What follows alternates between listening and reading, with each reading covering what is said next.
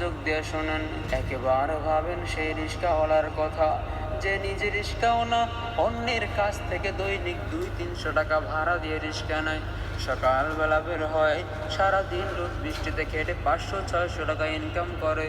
সেই টাকা থেকে রিক্সার মালিককে ভাড়া দেয়, নিজের খাবার কিনে, তারপর বাকি যা টাকা থাকে তাতেই ছেলে মেয়েদের স্কুল ফি, মায়ের ওষুধ, স্ত্রীর হাত খরচ, ঘর ভাড়া সবকিছু চালাতে হয়।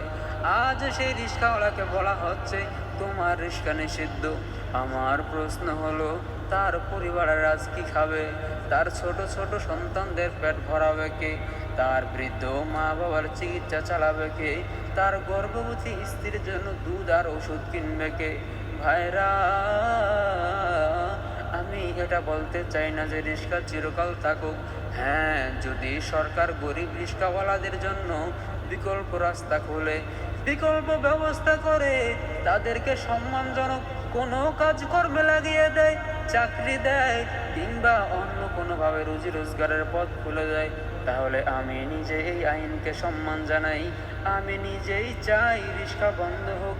কারণ মেন রোডে ট্রাফিক জ্যামের অনেক বড় একটা কারণ হচ্ছে এই ব্যাটারি চালিত রিক্সা। বর্তমানে আমাদের দেশে, বিশেষ করে ঢাকার শহরে ব্যাটারি চালিত রিক্সা বন্ধ করার